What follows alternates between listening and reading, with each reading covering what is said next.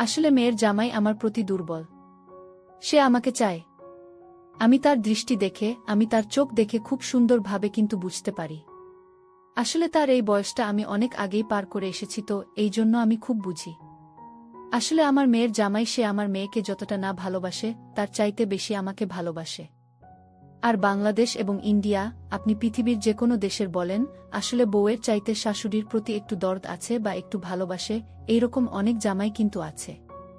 বা এরকম অসংখ্য পুরুষ কিন্তু আছে যে তারা আসলে বউয়ের চাইতে তাদের শাশুড়ির দিকেই নজরটা বেশি দেয়া।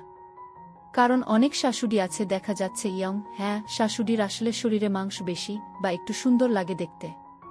তো এইরকম অসংখ্য অসংখ্য জামাই আছে। তো বন্ধুরা, তোমরা কারা কারা শাশুড়িকে পছন্দ করো, আজকের ভিডিওটা শুধুমাত্র তাদের জন্য। আশা করি অনেক বেশি ভালো আছো। কি বন্ধুরা, কি অবস্থা তোমাদের? কেমন আছো তোমরা? আশা করি তোমরা অনেক বেশি ভালো আছো। তোমাদের দোয়ায় এবং ভালোবাসায় আল্লাহর রহমতে আমিও অনেক বেশি ভালো আছি। তো বন্ধুরা, আজকে তোমাদের জন্য আমার জীবনের ঘটে যাওয়া একটি নতুন গল্প নিয়ে আসলাম। হ্যাঁ, ঠিক এমন ঘটনাই ঘটেছে আমার সঙ্গে। আজকে তোমরা তো চেয়েছিলে, যে অনেকেই কমেন্ট করেছিলে যে আসলে জামাই শাশুড়ির প্রথম পার্টটা তোমাদের জন্য নিয়ে আসছিলাম। তখন তোমরা অনেকেই কিন্তু এই পার্টটা অনেক বেশি পছন্দ করেছিলে। তোমরা আমাকে বলেছিলে দ্বিতীয় পার্টটা যেন আমি নিয়ে আসি। তাই আমি তোমাদের কথা মতো আমি দ্বিতীয় পার্টটাও নিয়ে এসেছি।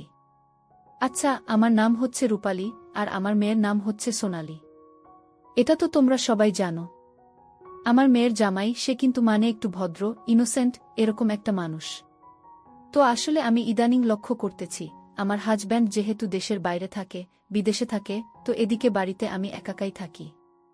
আসলে বলতে গেলে আমার অভ্যস্ত হয়ে গেছে, একা একা থাকতে থাকতে না এখন আমার অভ্যাস হয়ে গেছে। আসলে প্রবাসীর যারা স্ত্রী আছে তারা আসলে জানে যে আসলে একা থাকা কতটা কঠিন বা কতটা কষ্টকর। আসলে একা কিন্তু একটা মানুষ বাঁচতে পারে না। তাদের কিন্তু অনেক কষ্ট হয়। কিন্তু তারপরেও কোনো কিছু করার নেই। আমাকে যে একাকাই বাঁচতে হবে, একাকাই থাকতে হবে। কারণ এছাড়া আমার আর কোনো উপায় নেই। তো বন্ধুরা, আমার মেয়ের জামাই ঠিক আছে? ও আসলে ইদানিং আমার দিকে খুব বেশি লক্ষ্য করতেছে। খুব বেশি বলতে, সে আমার জন্য একেবারে পাগল। আমি গোসলে গেলে সে আমার দিকে ড্যাব ড্যাব করে তাকিয়ে থাকে। আমি রান্নাঘরে গেলে সেখানে তো আসলে রান্নাঘরে অনেক গরম, আপনারা তো বুঝেন, তাই না? রান্নাঘরে মেয়েরা কিন্তু কাপড় চোপড় খুব একটা বেশি ভারী কাপড় চোপড় পরে না। খুব হালকা পাতলা সুতির কাপড় চোপড় পরে।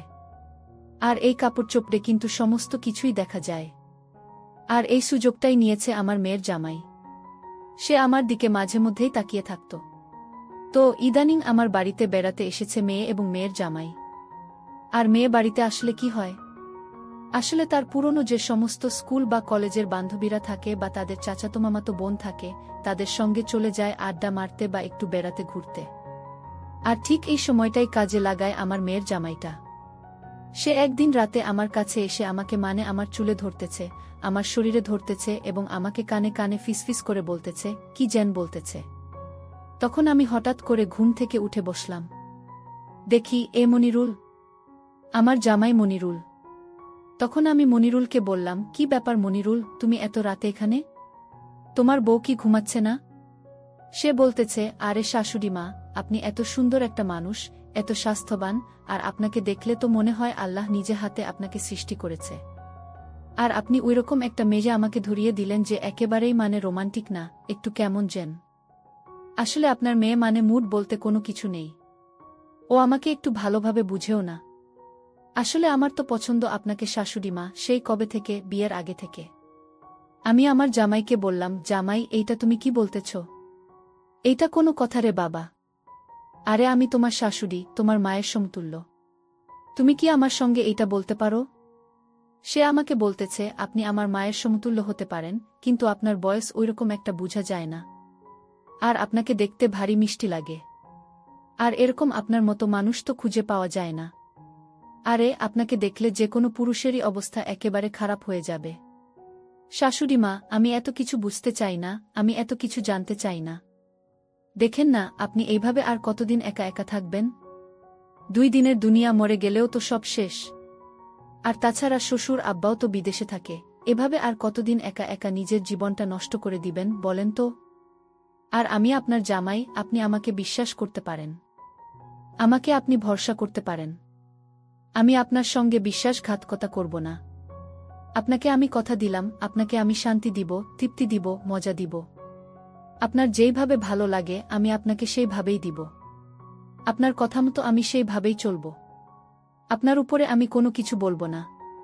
মানে আমার জামাই আমার সঙ্গে এমনভাবে কথাগুলো বলতেছে, মনে হচ্ছে ও আমার নিজের মেয়ের জামাই না, আমার জামাই। আমাকে এতটা গাইড করতেছে, আমার এতটা খেয়াল রাখতেছে। সত্যি তো, আজকাল তো এরকম মানুষ খুব একটা বেশি খুঁজে পাওয়া যায় না। এরকম ভালোবাসা দেখাচ্ছে। ছেলেটা কিন্তু অসাধারণ। আমি ওর কথার প্রেমে, ওর ভালোবাসার প্রেমে সবকিছু বলতে গেলে। তো বন্ধুরা, আমি মনিরুলকে আর কোনো কিছু না ভেবে আমি ওকে বললাম, দেখো মনিরুল, এত রাতে তোমার আমার রুমে আসাটা ঠিক হয় নাই। যাও রুমে যাও, সোনালি যে কোনো সময় ঘুম থেকে উঠে যেতে পারে। আর ও উঠে যখন দেখবে ওর পাশে তুমি নেই, তখন কিন্তু ও সন্দেহ করতে পারে। তুমি তাড়াতাড়ি ওর রুমে যাও। আর এভাবে রাত বিরাতে আমার রুমে তুমি আসবে না। দেখো, আমার একটা প্রাইভেসি আছে। এই কথা বলে আমি ওকে ওর রুমে পাঠিয়ে দিলাম।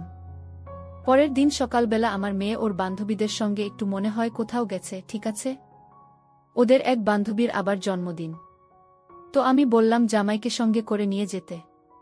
তো সোনালি বলতেছে, না, যেহেতু ওরা 4-5 জন বান্ধবী মিলে একসঙ্গে যাবে, তো সেখানে মনিরুলকে আসলে নিয়ে যাওয়াটা তাদের হচ্ছে না, কারণ তারা বান্ধবী যাবে, তো এজন্য সেখানে আর কোনো পুরুষ মানুষ নিতে চাচ্ছে না। এজন্য মনিরুল বাসায় থাকবে। তো মনিরুল সকালবেলা 10টার সময় আমি আসলে রুটি বানাচ্ছিলাম, তখন নাস্তা বানাচ্ছিলাম। মনিরুল সকালবেলা 10টার সময় আমাকে রান্নাঘরে এসেই আমাকে পেছন থেকে এসে জড়িয়ে ধরল। কোনো কিছু না বলে সে আমাকে পেছন থেকে এসেই জড়িয়ে ধরল এবং আমাকে জড়িয়ে ধরে বলতেছে, কি মাই ডার্লিং, কেমন আছো? কালকে রাতে তো আমাকে খুব গান দিলে। হ্যাঁ ডার্লিং, দেখেছ তোমার মেয়ে তো সকালবেলা ঘুম থেকে উঠেই চলে গেছে। সে আমাকে একটুও ভালোবাসে না। সে আমাকে বুঝার চেষ্টা করে না। আমি মনিরুলকে বুঝানোর চেষ্টা করলাম, আরে অল্প বয়স্ত জামাই, দেখবে সব ঠিক হয়ে গেছে। সে আমাকে বলতেছে, শাশুড়ি মা, আপনার শরীর এত গরম কেন? আপনি তো একদম হট হয়ে আছেন। বুঝেছি, শ্বশুর আব্বা নেই তো এই জন্য আপনি এত বেশি হট হয়ে আছেন। সমস্যা নাই, আমি কিন্তু কুলিং, আমি আপনাকে ঠান্ডা করে দিব। আমি তাকে বললাম, দূর জামাই, এসব বাদ দেও তো। আমি রান্নাঘরে আছি, আগুনে নাস্তা বানাচ্ছি, তে শরীর কি ঠান্ডা থাকবে নাকি গরম থাকবে? হ্যাঁ। কিন্তু সে আমাকে দুষ্টুমির ছলে আমাকে বলতেছে, না শাশুড়ি মা, আপনি যতই আগুন পানির নিচে তাকুন না কেন, আপনি কিন্তু একদম আগুন। এইটা কিন্তু মানতেই হবে। আমি বললাম, জামাই, তুমি যে কি বলো না বাবা, তোমার মতো এরকম মানে চেংরা মন বয়স আমার নেই বাবা। সে আমাকে বলতেছে, শাশুড়ি মা, একটা সুযোগ আমাকে দেন না। আপনার পেছনে কতদিন যাবত আমি পড়ে আছি। আরে আপনি যদি আপনার নিজের মেয়ের জামাইকেই বিশ্বাস না করতে পারেন, তাহলে আর কাকে বিশ্বাস করবেন? আপনি আমাকে বিশ্বাস করতে পারেন। আমি আপনার বিশ্বাসের মর্যাদা রাখব। আমি শ্বশুর আব্বা বা কাউকেই, আপনার মেয়েকেও বুঝতে দিব না। আপনি আমাকে যেইভাবে বলবেন আমি তো আপনাকে সেইভাবেই দিব। আপনার কথামতো চলব। তারপর আমি ভেবে দেখলাম, সত্যিই তো জামাই তো দেখতে অনেক লম্বা, হ্যান্ডসাম, এরকম একটা ছেলে তো আমি মনে মনে খুঁজছিলাম আসলে। আমার হাসব্যান্ড সে তো সৌদি আরবের একজন প্রবাসী মানুষ। 5 বছর পর একবার আসে 3 মাসের জন্য। আর 5 বছর অনেক সময়, আসলে এতদিন অপেক্ষা করা যায় নাকি? আর তাছাড়া প্রবাসীর বুড়া কি যে জ্বালা, তাদের কি যে কষ্ট, আসলে রাত হলে প্রত্যেকটা প্রবাসীর স্ত্রীর জানে যে তাদের বুকে কতটা জ্বালা, কতটা কষ্ট। ভাই, আপনার যত টাকা পয়সা থাকুক, আপনি কিন্তু একা পৃথিবীতে বাঁচতে পারবেন না। আপনার একজন পার্টনার না হলে, আপনার একজন বিশ্বস্ত সাথী না হলে, বা বিশ্বস্ত একজন লাইফ পার্টনার না থাকলে না, আপনি পৃথিবীতে বাঁচতে পারবেন না। তো আসলে আমি একজন ছেলে খুঁজতেছিলাম যে 20 বছর থেকে 30 বছর, কিন্তু মনের মতো কাউকে পাচ্ছিলাম না। আর এই বয়সে এসে কার কাছেই বা বলবো? কারণ দেখা যাচ্ছে এখনকার চেংরা পোলাপানরা একটু দুষ্টু প্রকৃতির হয়। মোবাইল আছে হাতে, কোনো সময় ভিডিও বা ছবি ধারণ করে, কখন আবার ব্ল্যাকমেল করে। দেখা যায় জামাই থাকে বিদেশে, আবার বলতে পারে যে এই মুহূর্তে 1 লাখ টাকা না দিলে আমি আপনার হাসব্যান্ডের কাছে সব কিছু বলে দেব, পাচার করে দেব। হ্যাঁ, এরকম হয়, কিন্তু অনেক ছেলে মেয়ে আছে কিন্তু এরকম করে। তো দেখা যায় এই জন্য আসলে ভয়ে কারো কাছে বলতে পারি না। আমি তো একজন হাউসওয়াইফ, সারাক্ষণ মনে করেন যে বাসার ভিতরে থাকি।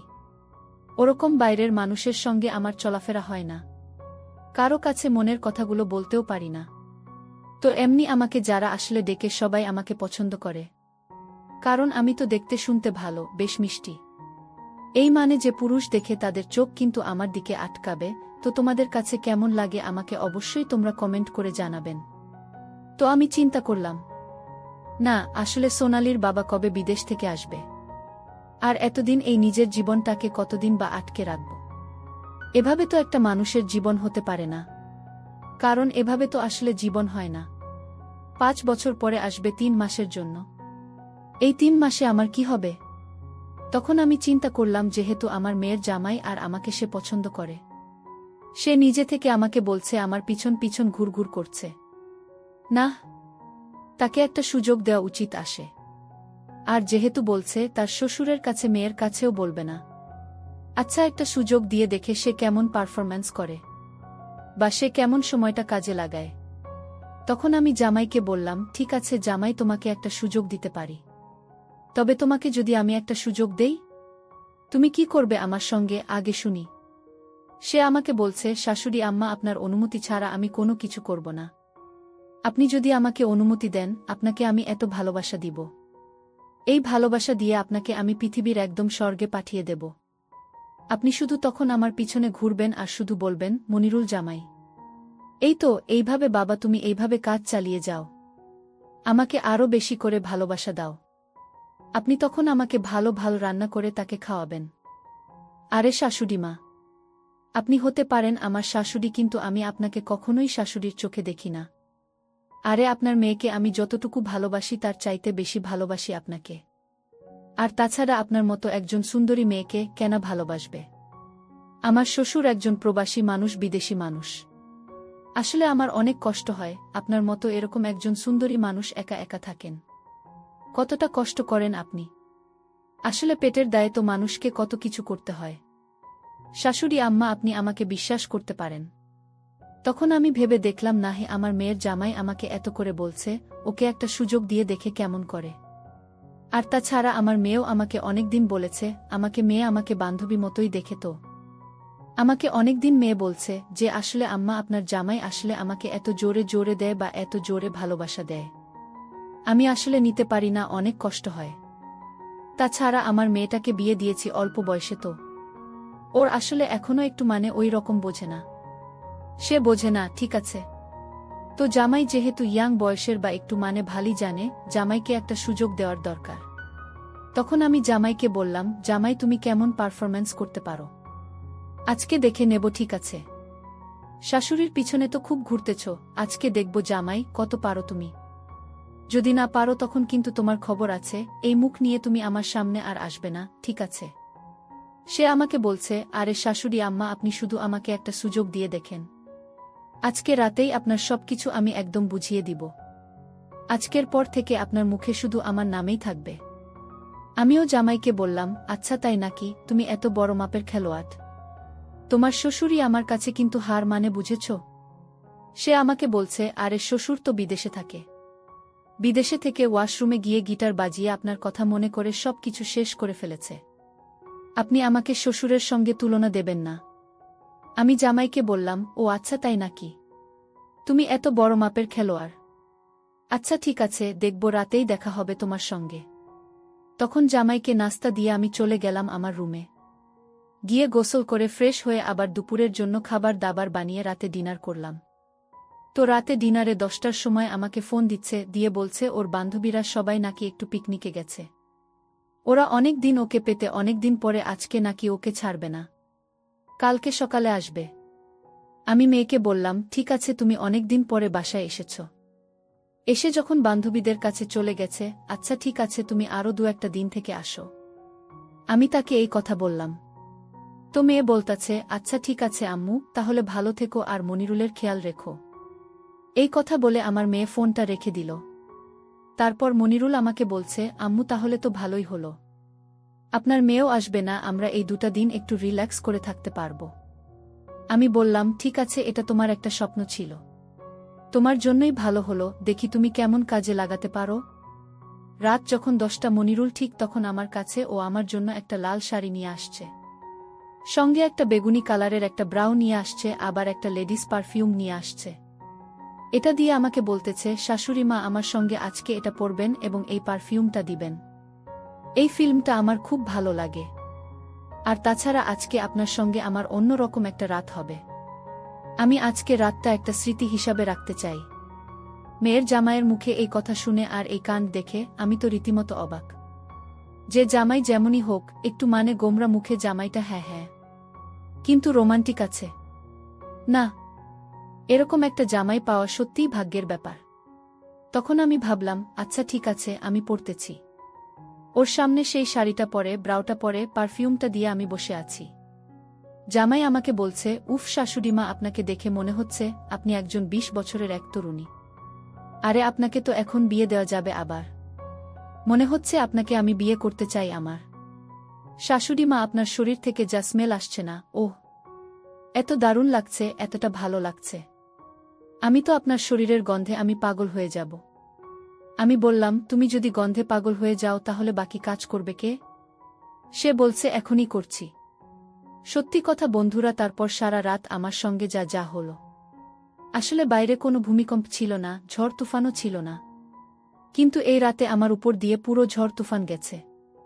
আমি জামাইকে আসলে যেমন ভাবছিলাম যে হয়তো একটু দুর্বল হবে বা ওরকম পারবে না। কারণ এখনকার ছেলেরা বেশিরভাগ মানে 20-25 বছরের ছেলেরা মানে দেখবেন একটু লো বাজে পারফরম্যান্স। তারা অনেকেই পারে না। কেন, ওই যে মোবাইলে ওই সমস্ত ভিডিও টিডিও দেখে হাত দিয়ে এই কাজগুলো করে, তারপর আবাসিক টাবাসিক এ যায় কত কিছু করে। কিন্তু আমি আসলে জামাইকে ভাবছিলাম ওই রকমই। কিন্তু ওর প্রতি আমার ধারণা একদম ভুল। ও শ্বশুর যদি হয় 100, জামাই হবে 300, মানে তার যেত 3 ডাবল। না, জামাই গাড়ি কিন্তু সারারাত খুব ভালোই চালাইছে। আমার উপর দিয়ে সারারাত এতটা জোর তুফান গেছে সেটা তোমাদের কি আর বলে বোঝাতে পারবো না। বাপের বাপ, পরের দিন সকাল বেলা আসলে আমি এতটা ক্লান্ত হয়ে গেছি। আমার শরীরটা একটু ফ্রেশ লাগছে, অনেকটা হালকা হয়ে গেছে শরীরটা। এতদিন আমার কাছে শরীরটা বেশ ভারী মনে হতো। মনে কেন জানি এটা মনে হতো যে শরীরে একটা বস্তু আছে আমার। কিন্তু গতকালকে ঝড় তুফান আমার উপর দিয়ে যাওয়ার পর অনেকটা হালকা লাগছে শরীরটা এখন। উফ, কেমন যেন একটু ফ্রেশ লাগছে। একটু মনে হচ্ছে অন্যরকম লাগছে। বাপরে বাপ, কতদিন পর এমনটা আমার সঙ্গে হয়েছে। এর আগে কখনো এরকম হয়নি। আমি জামাইকে বলছি, কি জামাই, ঘুম থেকে উঠবে না নাকি? গতকালকে তো বেশ জোর তুফান তুলেছে আমার উপর দিয়ে। সে বলছে, আরে এটা তো তেমন কোনো বিষয় না, এটা তো সিম্পল ছিল। শাশুড়ি মা, না, আপনি আমাকে একটু ঘুমাতে দেন। আমি আসলে একটু ক্লান্ত, আজকে আমাকে আপনি ঘুমাতে দেন। আজকে রাতে আরও বেশি ঝড় তুফান তুলব আপনার উপর দিয়ে।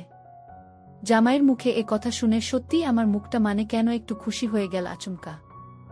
অনেক খুশি হয়ে গেলাম, মানে আমার কাছে মনে হচ্ছে এতদিন পর আমি একজন মনের মতো একজন মানুষ পেয়েছে।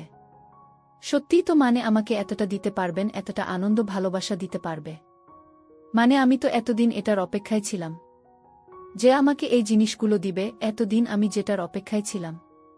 আমার মেয়ের জামাই আমার সেই মনের আশাগুলো এখন সে পূরণ করছে। কিন্তু দিনগত এক আচমকা ঘটনা। মেয়ে আমাকে বলল সে আজকেও আসবে না, কিন্তু হঠাৎ করে দেখে সে চলে আসলো। তারপর মেয়েকে বললাম, কি রে মা সোনালি, তুই চলে আসলে? এদিকে তো তার চলে আসা দেখে আমি এবং আমার মেয়ের জামাই মনিরুল, আমরা দুজনেই অখুশি হয়ে পড়লাম। তখন সোনালি বলছে, কি মা, আমি আসছি, তোমাকে কেউ খুশি হন নাই? তোমার মুখটা এরকম কালো হয়ে আছে কেন? আমি বললাম, না এমনি। তখন মেয়ে আমার রুমে যেতেই গিয়ে দেখে এই সমস্ত কিছু। তো মেয়ে বলল, আমি ফ্রেশ হয়ে আসছি, গোসল করি। এদিকে মেয়ের জামাই মনিরুল আমার রুমে চলে এসেছে হঠাৎ করে। এসে আমাকে বলছে, শাশুড়ি আম্মা, আজকে মনে আমরা সে সুযোগটা পাব না। আমরা একটা কাজ করি। সোনালি তখন গোসল করতে গেছে।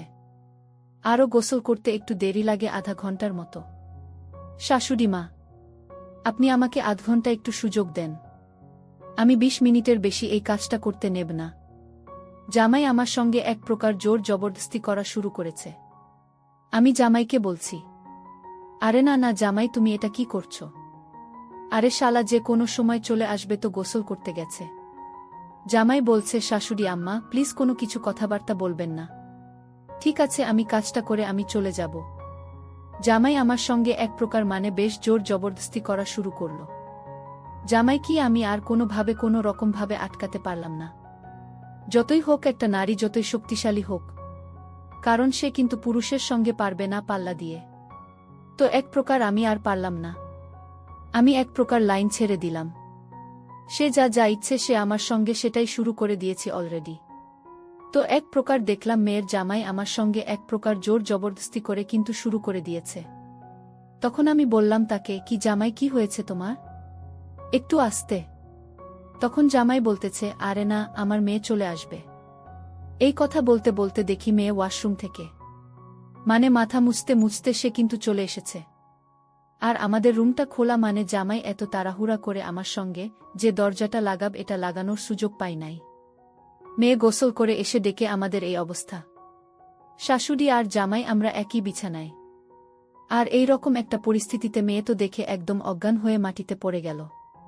তারপরে বলছে, ছিমা আমি এই দুদিন বাসায় ছিলাম না, তোমরা বুঝেই এই কাজ করেছ। আর মনিরুলকে বলছে, মনিরুল তুমি আমার জামাই হও, আর তোমার শাশুড়ি তোমার মায়ের মতো, তুমি এমন কাজটা করতে পারলে আমার মায়ের সঙ্গে?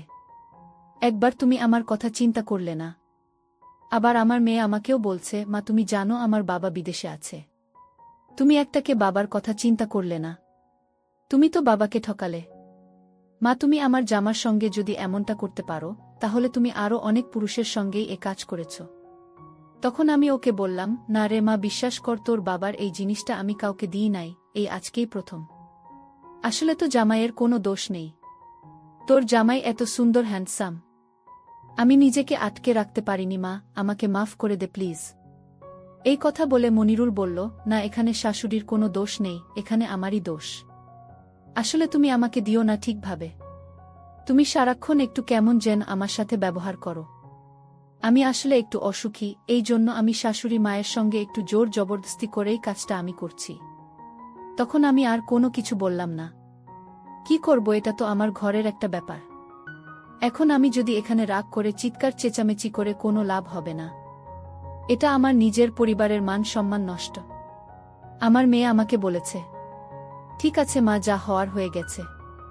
আমি রাগ করে চেঁচামেচি করেও আমি আমার পরিবারের, আসলে তোমাদের কাছ থেকে বড় হয়েছি।